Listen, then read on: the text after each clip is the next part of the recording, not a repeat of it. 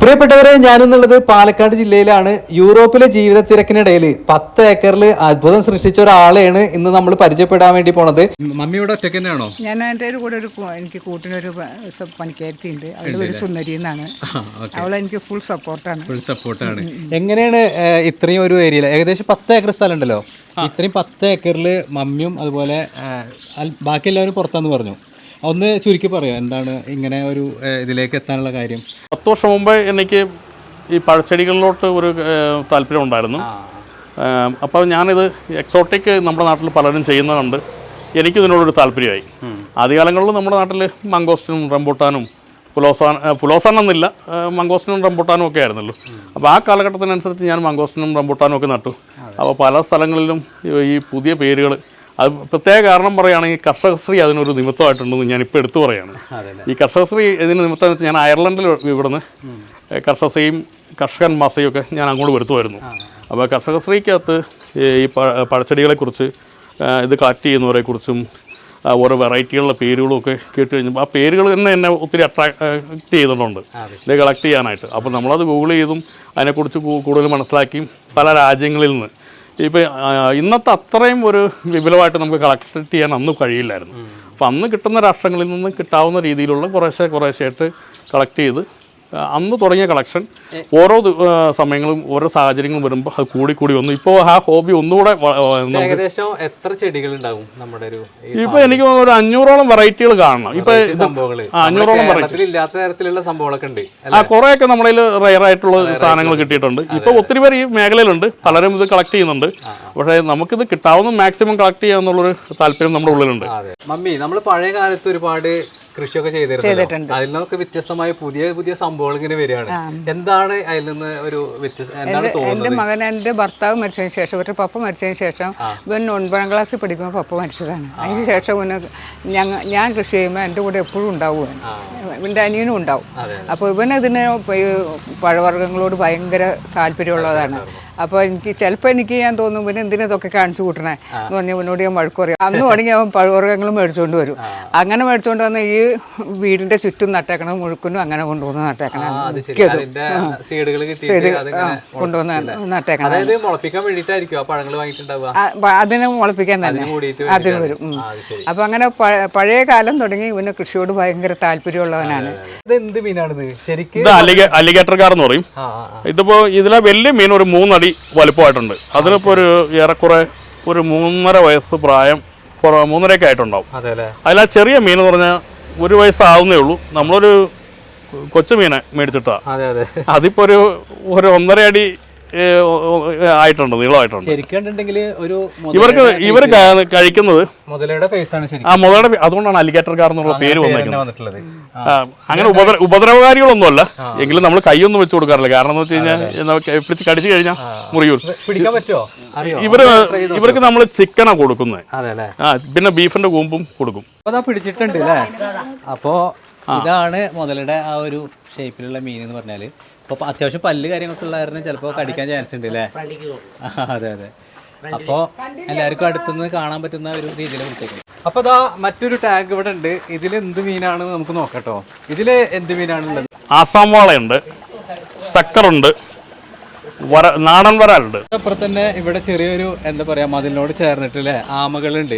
ഇത് നമ്മുടെ പറമ്പിൽ അങ്ങനെ കുളത്തിൽ വന്ന് വീട്ടാന്നുള്ള പറഞ്ഞു. അല്ല, അത് ഇത് ശരിക്കും റെഡ് ഇയർ ടർട്ടിൽ എന്ന് പറയുന്നത്. റെഡ് ഇയർ ടർട്ടിൽ എന്ന് പറഞ്ഞു കഴിഞ്ഞാൽ നമുക്ക് വളർത്താവുന്ന ഇതാ. പിടിക്കാനൊക്കെ പറ്റൂട്ടാ. റെഡ് ഇയർ ടർട്ടിൽ അടിപൊളി ആമയാണ്. അവര് ഒന്നും ചെയ്യൊന്നുമില്ല. വളരെ ഈ കാണുന്നത് റെയിൻ ഫോറസ്റ്റ് ഫ്ലമിന്റെ പുതിയ വെറൈറ്റിയാണ്. ഇതിന്റെ പ്രത്യേകത എന്ന് വെച്ചാൽ ഇതിന്റെ പഴം ഒരു ഇടത്തരം നല്ല നെല്ലിക്കയുടെ വലുപ്പമുണ്ട്. അപ്പൊ അത് കഴിഞ്ഞ് നമ്മളിതാ ഈ ഒരു ഭാഗത്തേക്ക് വരുമ്പോൾ ഇവിടെ കോക്ടെയിൽസ് ഉണ്ട് അല്ലേ? ഇത് ചെയ്തേക്കുന്ന ഒരു വളരെ സംഭവം കേട്ടോ. നമ്മുടെ സ്റ്റെയർ കേസിന്റെ ലാൻഡിംഗ് ഉണ്ടല്ലോ, ആ ഒരു സ്പേസ് മാക്സിമം യൂട്ടിലൈസ് ചെയ്തേക്കുന്നത്. അപ്പോ ഇത് ഇത് ഒരു 3-4 ഇനം കോക്ടെയിൽ ഉണ്ട്. ഇവര് ഇതിപ്പോ ഇങ്ങനെ പണിയാനുള്ള കാരണം ഒരു ഹൈഡിംഗ് പ്ലേസ് എന്നുള്ള നിലയ്ക്കാണ് ഇവർക്ക് എഗ് ചെയ്യാനൊക്കെ വേണ്ടിയിട്ട്. ഇതിനകത്ത് കുഞ്ഞുങ്ങൾ ഉണ്ടാവുന്നുണ്ട്, അത് മാത്രമല്ല നമ്മൾ ഈ ഒരു സ്പേസ് മാക്സിമം യൂട്ടിലൈസ് ചെയ്തിട്ടുണ്ട്. പിന്നെ അവർക്ക് ഹൈഡിംഗ് പ്ലേസും ആണിത്. ഡബിൾ ഇത് മോനെ ആഫ്രിക്കൻ ലവ് ബേർഡ് ആണ്. നമുക്കിത് കുറെ എണ്ണം ഉണ്ട്. ഇതിനകത്തൊരു 10 60 എണ്ണം ഉണ്ട്, താഴെ മേളിലും കൂടെ കൂടിയിട്ട്. ഇതിനകത്ത് പ്രത്യേകത എന്ന് വെച്ച് കഴിഞ്ഞാൽ നേരത്തെ ഇതിനൊക്കെ ഭയങ്കര വിലയായിരുന്നു. ഇപ്പൊ അതിന്റെ വിലയൊക്കെ നേർ പകുതിയായി. അപ്പൊ ഞാൻ കുറച്ച് കുഞ്ഞുങ്ങളെ വാങ്ങിച്ചിട്ടതാ. അപ്പൊ നമ്മളിതാ ഇവിടെ വരികയാണെന്നുണ്ടെങ്കിൽ ഇവിടെ ഡോഗ്സ് ഉണ്ട്, 2 തരത്തിലുള്ള ഡോഗ് അല്ലേ? ഇതിനകത്തുള്ള ഡോഗ്സ് എന്ന് പറഞ്ഞു കഴിഞ്ഞാൽ ഇത് അമേരിക്കൻ അകിത. ഹലോ, എല്ലാരും ഉറങ്ങിയോ? ഹലോ, അയ്യോ, ഇത് അമേരിക്കൻ അകിതയാണ്. ശരിക്കും പേടിപ്പിക്കുന്ന രീതിയിലാട്ടോ അവര് വരുന്നത് അല്ലേ? ശരിക്കും നമ്മുടെ ആ ഡോഗ് ലേണ്ട പോലെ ഉണ്ട് അല്ലേ? അതിന്റെ ഫേസ് അത് ചൗച്ചൗ പേര്, ചൗച്ചൗ ചൈനീസ് ഡോഗ് ആണ്. ഇത് അമേരിക്കൻ അകിതയുടെ വൈറ്റ് ആണ്. ഈ വൈറ്റ് കളർ റയർ ആണ്. ഇതൊരു 3.5 മാസം പ്രായമുള്ള ഒരു പപ്പിയാണ്. സൂപ്പർ പപ്പിയാണ് അല്ലേ? നോക്കി എന്തൊരു ഭംഗിയാ നോക്കില്ലേ? ഇത് വലുതാകുമ്പോൾ നല്ല ക്യൂട്ടായിരിക്കും. ശരി. ഇവിടെ വന്നു കഴിഞ്ഞാൽ ഒരുപാട് തരത്തിലുള്ള ചെടികളുണ്ട്. കേരളത്തിൽ നമ്മൾ കാണാത്ത തരത്തിലുള്ള ചെടികളും വെറൈറ്റികളും ഒക്കെ ഉണ്ട്. ഇതിലത്തെ ഏറ്റവും വെറൈറ്റി ആയിട്ടുള്ള സംഭവം ഏതാണ്? ഈ ഒരു ഇതിലെ വെറൈറ്റികളായിട്ടുള്ള സാധനങ്ങൾ മുഴുവൻ അധികം ആ പോളി ഹൗസിനകത്താണ് ഉള്ളത്. ഇതിനകത്തുള്ളത് ഞാൻ പറയാം, ഇതും നല്ല വെറൈറ്റികൾ തന്നെയാണ്. ഇത് പാരഡൈസ് നെട്ട് എന്ന് പറയും ഈ സാധനം. അത് ബ്രസീലിൽ നിന്നുള്ളതാണ്. ഇത് നെട്ട് ഉണ്ടാവുന്നതാണ്. ഭാഗത്തേക്ക് കൂടെ ഇവിടെ വരുമ്പോ ഇവിടെ ഒരു അക്വേറിയം പോലെ അല്ലേ?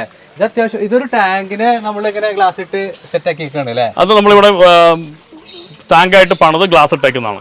ഇതിന്റെ ഫ്രണ്ട് ഭാഗം അങ്ങേ ഭാഗത്താണ്. ഇതിന്റെ ഫ്രണ്ട് ഇവിടെയാണ്. ഇപ്പൊ നമ്മൾ സൈഡിൽ നിന്ന് ഇതിനകത്തുള്ള കുറച്ച് ഫിഷസ് ഇവിടെ ഉണ്ട് ഇപ്പം. അതെ അതെ. അപ്പൊ ഇവിടെ വന്ന് നോക്കുന്നുണ്ടെങ്കിൽ ഇതാണ് ഇതിന്റെ ഫ്രണ്ട് ഭാഗം വരുന്നത് അല്ലേ? അത്യാവശ്യം നല്ല ലെങ്ത്തിൽ തന്നെയാണ്. ഇതിൽ എന്തൊക്കെ ഫിഷുകളാണുള്ളത്?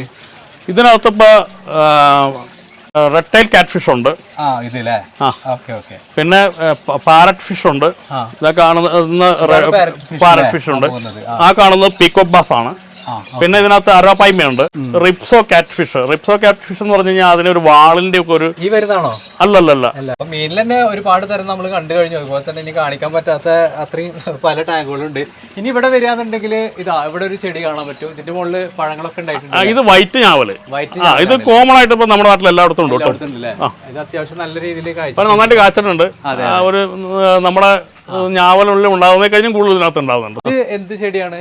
ഇത് ജാംബു ബിറ എന്ന് പറയും. ചാമ്പയാണ്. ജാംബു ബിറ, അതായത് പാപ്പുവ ന്യൂഗിനിയ എന്നുള്ളതാണ്. അത് കുഴപ്പമില്ല, കുറച്ചോ.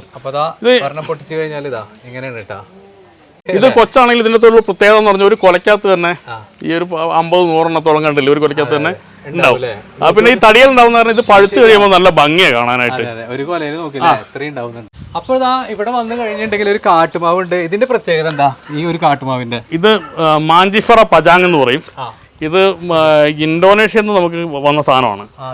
ഇത് ഇന്തോനേഷ്യ മലേഷ്യയാണ് ഇവരുടെ ജന്മസ്ഥലം. ഇത് ഒരു മാങ്ങ 1 കിലോ തുടങ്ങിയിട്ട് 2.5 കിലോ വരെയൊക്കെ ഉണ്ടാവും. പുങ്ങാനൂർ ബ്രീഡ്. ഇത് ആന്ധ്രാപ്രദേശിൽ നിന്നുള്ള ഒരു ബ്രീഡാണ്. ഇത് നമ്മുടെ ബുള്ളാണ്, പുങ്ങാനൂർ ബുള്ള്. ഇതൊരു ഇല്ല നിന്നെ ഹൈറ്റ് ഒന്നും വെക്കില്ല. ഇതിപ്പോ ഒരു 2.5 വയസ്സുള്ള ബുള്ള. ആ പശുക്കൾ എന്ന് പറഞ്ഞു കഴിഞ്ഞാൽ ആ ബ്ലാക്ക് പശുവിന് 2.5 വയസ്സുണ്ട്. ആ വൈറ്റ് 4 വയസ്സ് കഴിഞ്ഞ പശുവാണ്. ഡോഗ്സിൽ തന്നെ പലതരത്തിലുള്ള ഡോഗുകളുണ്ട്. ഇതൊരു വെള്ള ബ്ലാക്ക് മിക്സ് ആയിട്ടുള്ള ഒരു കളറാണ്. അതുപോലെ തന്നെ മറ്റൊരു ഡോഗാണ് ഇത്. അതുപോലെ ഇവിടെ ഒരു കുഞ്ഞൻ ഡോഗ് ഉണ്ട്. ഇതുപോലെ പലതരത്തിലുള്ള ഡോഗുകൾ ഇവിടെ നമുക്ക് കാണാൻ വേണ്ടി പറ്റും. ഇവരെ നോക്കുന്നത് നമ്മുടെ രവിയാണ്. രവിയേട്ടനാണ് നോക്കുന്നത് അല്ലേ? രവി ഇതിനെല്ലാം നോക്കും. നമ്മുടെ ഡോഗ്സിനെയൊക്കെ പശുവിനെയൊക്കെ എല്ലാം രവി നല്ല ഭംഗിയായിട്ട് രവി നോക്കും. അത് നന്നായിട്ട് മെയിൻറ്റെയിൻ ചെയ്യുന്നുണ്ട് രവി. നമ്മളൊന്നും പറഞ്ഞു കൊടുക്കേണ്ട ആവശ്യമൊന്നുമില്ല, കണ്ടറിഞ്ഞ് പുള്ളി ചെയ്യുന്നതാണ്. പേരെടുത്ത് പറയുകയാണെങ്കിൽ സ്പിരിറ്റോ സാൻഡൻസിസ്, മലാക്ക ചേട്ട, പെളുഡോ മുക്കൂറി, പ്ലീനിയ ഉംബിഗോ, ക്യാരറ്റ് ജിബോട്ടിക്കാവ, പിന്നെ അത് കൂടാണ്ട് സബാറ, എസ്കാർലറ്റ്, എസ്-ആൽക്യൂ, ഒബ്ലോങ്കേറ്റ, പിന്നെ സൊണാഡി മറ്റ, സപ്പൂസിയ. ഇതൊക്കെ ഇവിടെ അവൈലബിൾ ആണോ? ഇതല്ല നമ്മുടെ ഈ ചെടികളല്ല നമ്മുടെ. അത് ഓർണമെന്റൽ പ്ലാന്റ് ആണത്. അതിന്റെ ലീഫ് ഇങ്ങനെ പുതിയ ലീഫ് വരുന്നത് ഈ ഒരു കളറാണ് വരുന്നത്. അത് ശരി, അല്ലാതെ വാടിയതല്ല. ആ ലീഫ് നിങ്ങൾ കൈ പിടിച്ച് നോക്കിക്കോ, ഇങ്ങനെ കൈ പിടുത്ത് നോക്കിക്കോ. അതിന്റെ കളർ അത് വലിയ ചെടിയാകുമ്പോ ഭയങ്കര ഭംഗിയത്. അതെ, ഇത് ഭയങ്കര സ്മൂത്ത് ആട്ടോ, ഭയങ്കര സ്മൂത്ത്. മൗരീരി ആപ്പിരാങ്ക എന്ന് പറയും. ഇത് പിന്നെ മെർസിയാറിയ അരസ ഗൈ എന്ന് പറയും. പിന്നെ ഇത് യുജീനിയ സെറാസിഫ്ലോറ എന്ന് പറയും. ഇത് സെറാഡോ പ്രിയർ എന്നാണ് അതിന്റെ പേര് കേട്ടോ. ഈ കാണുന്നത് മുൾച്ചിയാണ്, ജയന്റ് മുൾച്ചി. ഇത് ദുരിയാനാണ് ഈ കാണുന്നത്. ഇത് ദുരിയാൻ. ഇത് പിന്നെ മയമി സപ്പോർട്ട് തന്നെ. ജബോട്ടിക്കാബയുടെ സ്പിരിറ്റോ സാൻഡൻസിസ് എന്ന് പറഞ്ഞൊരു വെറൈറ്റിയാണ്. ഈ കാണുന്നത് കട്ട്നട്ട് എന്ന് പറയും. കട്ട് ഡേവിഡ്സൺ പ്ലമ്മാണ് ഇതിന്റെ പേര്. ഡേവിഡ്സൺ പ്ലമ്മ.